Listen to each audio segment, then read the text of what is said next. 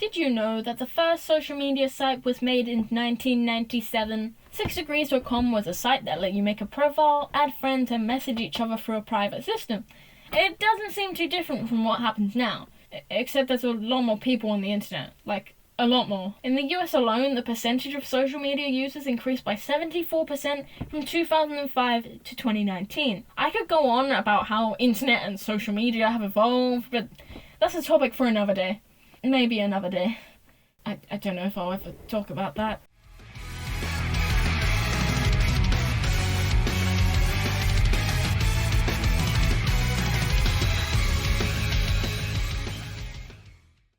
With so many people on the internet, you're sure to find someone with similar interests. Or at least, if you care about something, someone else probably cares too. It's this idea that forms the basis of community. Community at its most simple form is about groups of people who have something in common. It might be about interests, or it could be about values or shared experiences. Sometimes, these groups might share an interest in a brand. Businesses aim to create brand communities because they are an audience of your most engaged customers, often those who have an emotional connection to the brand. If you want to create this emotional connection, you need to start to understand your audience on a personal level and make them feel valued. You need to be authentic, truthful, and build trust, because that connection can be powerful. You'll find that members of your community are more invested in your brand, willing to try new products, and willing to engage in your content. All of these are desirable for a business, because there's a lot brands can do with their marketing. They can invest millions into strategic campaigns and search the perfect algorithm to create a customer persona, but if you don't build a relationship with consumers, they might not come back. In the case of the gaming industry, they might be more hesitant to play your games. For example, the number of pre-orders for a game increased from initial interest. If you build a community, the interest already exists. The marketing has already been partially done. Going back to the idea of social media, this growth has been pivotal for communities. Sites like Reddit are built around user engagement. You can like, upvote, and share posts, but there are opportunities to join communities too. Reddit lets you make your own subreddits, as they're called. Fun fact, the gaming community on Reddit alone has 44 million members. Social media is a big part of marketing, so it's important to factor the interactions you'll have with your audience on there. When you make announcements or anything else, people are going to post about it online, and then others with similar interests will become aware of that. It's a form of word-of-mouth marketing, essentially. People talk about their interests, and if they're interested in a game, they're going to spread positive reviews about it. Besides that, it's a good place to engage with your followers and encourage user-generated content. Take the team behind Among Us, an online multiplayer game made in 2018 but popularized during the 2020 pandemic. Their social media strategy is very engaging. They post memes, follow trends, and repost fan content like art. It seems simple at first, but it's clear they understand their audience and want to engage with the community. If they engage with the community will engage right back. What this basically means is that it's important to build a positive experience with customers. Building a good relationship with both sides get to benefit. Customers feel valued and interested, and businesses get loyalty and higher levels of engagement. That's not all though, because if you don't have a name to yourself, how are you going to create interest? Well, one of the ways to do this is through fundraising sites like Kickstarter. This is a place where creative ideas can get their funding so they can actually be created. One of the games on this site had little to no marketing budget but managed to raise over $50,000 to fund its creation, and that game is called Undertale. First launching in 2013, the project quickly gained awareness and greatly exceeded its initial $5,000 budget.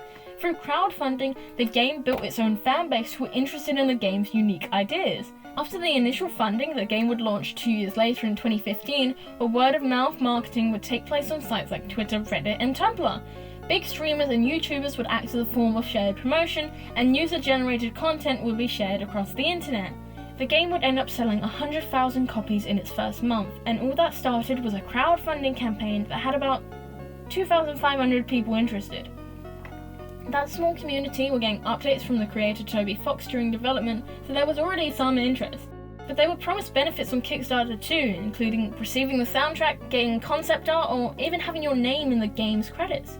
These act as incentives to invest in an indie game like this, especially when you're unsure if it will actually deliver on its promises. But It's this, as well as combining, creating and sharing content, spreading positive word of mouth and engaging with your community no matter the size. And also having a well-designed game. Or if the game is interesting enough to talk about, just know your community will talk about it. Community can be your marketing when you have no other marketing. That's how you create interest and awareness. If we take all of these parts, we can see why community is an aspiration for a business. More specifically, it's a fundamental part of brand development, at least according to the brand resonance pyramid. The simplest way to describe it is that a brand goes through 4 stages in its development, from looking at awareness and perception to understanding its performance. At the top of the pyramid and the end of the development is resonance, which looks at the relationship between consumers and the brand. Creating this relationship ensures long lifetime value with a strong personal attachment and fan engagement. But what do you do when you have this community? How do you keep them engaged in your games and content long term? Well, I have a good example. And that's because I couldn't talk about community without mentioning a brand that I'm a fan of, so I can say for certain that it knows what it's doing. And that's Sega, more specifically with a series called Sonic the Hedgehog. I've referenced the brand slightly in my creativity video, but Sega created Sonic the Hedgehog in 1991 in order to be the big rival to Nintendo's Super Mario, in which the brand held more than 80% of the market share at the time. Throughout the years, the series has had its ups and downs with marketing and products. They've tried to follow trends, please their divisive audience, and cater to journalists and reviewers. It's safe to say they've had a lot of challenges, though despite being mixed at first glance, there's actually a lot Sega provide for their community. This includes events like the Sonic Symphony, a worldwide concert tour celebrating the series' music, and the Sonic Speed Cafe, a pop-up restaurant with merchandise and food. They also have animated miniseries and more that act as promotion for the newest games. One of these promotions comes in the form of a Twitter takeover. The Sonic Twitter takeover is where the most engagement comes from. Imagine a business's social media strategy where a celebrity or influencer will hijack the account. The goal is to encourage user-generated content, authenticity, and customer loyalty. But instead of a celebrity posting content and doing a Q&A, you have a small team of voice actors, sound engineers, editors, and more running a takeover that spans over 6 to 8 hours in one day. The community sends their questions, and a few get picked, scripted, and voiced, and it ends up something like this. From The Dog is Very Cool. Interesting username there, but I'm happy for you. They ask, can I borrow a couple rings? I want to buy a bag of Funyuns. Oh, I can help here. Ow! What the heck, Knuckles? Just being a team player. Enjoy your edible rings, cool dog. Spunk Boy asks, why do you skip my question every takeover? Oh, wow. Passive-aggressive. What's their question? That was it. Okay, then. Thanks for the question, Spunk Boy. Not many game companies do it like this. So why does offering these sorts of experiences online and offline work? They're not just communicating when they make a new game and want people to buy it, they're engaging with their audience all year round, and that builds a positive relationship. After all, giving them content they care about shows that you care about them. And when you're not pushing a product onto them through that content, it creates an authentic, truthful relationship. And it's about interactivity. Research from the Journal of Product and Brand Management showed that interactivity created positive perceptions. Social media has allowed us to find like-minded individuals and embrace our favorite brands. As brands organize activities on social media and more, they allow the audience to have various interactions in which they share positive word of mouth.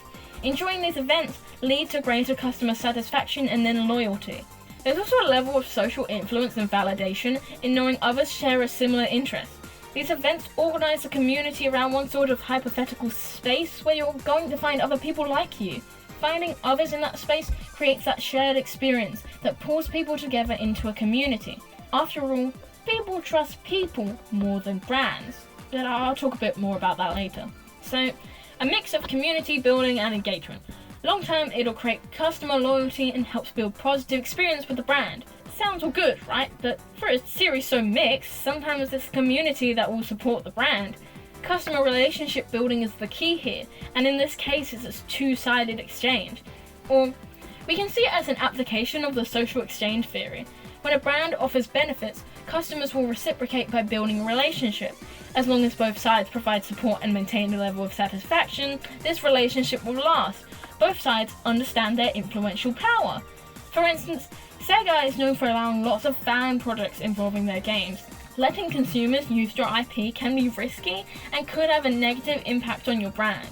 Many companies are rightfully protective of their properties and want to avoid the complications of copyright infringement. But there are some cases where it works. Fan art, music, games, mods, and events are all ways the community can contribute to the brand. The brand provides the foundations, and the community takes it further. It's about building that strong community. When Sega offers engaging events, the community responds positively, having a good impression of the brand. With the idea of a positive community, the business opens its IP to fan projects. As a result, fans make these projects and strengthen the brand even more, showing how much potential it has. These fan projects create a positive perception of divisive products. They help create a positive brand image. In fact, an interview in 2022 with Sonic developers mentioned that anytime they see a modding project, it makes them want to improve on their own games. They see these as rivals and want to exceed the community's expectations. So, these fan projects push the company to improve, and eventually, they'll produce something really good, and the community will respond well. Showing that you listen to feedback and care about the community is the way to build that relationship. If you keep customers loyal, they can help you when you fail. Consumers have that power in the marketing process, improving company brand image and pushing the brand to make better products. I hope this at least shows how important community is and how beneficial it can be. We shouldn't doubt its power in the future of marketing. Byron Sharp's famous book... Whoa! Let's hold back a bit. What? This video is getting a bit too long. And by that I mean too long to edit. Why is your image if you want to hear more about community, make sure to watch the next episode. What? Okay. I'll see you next time.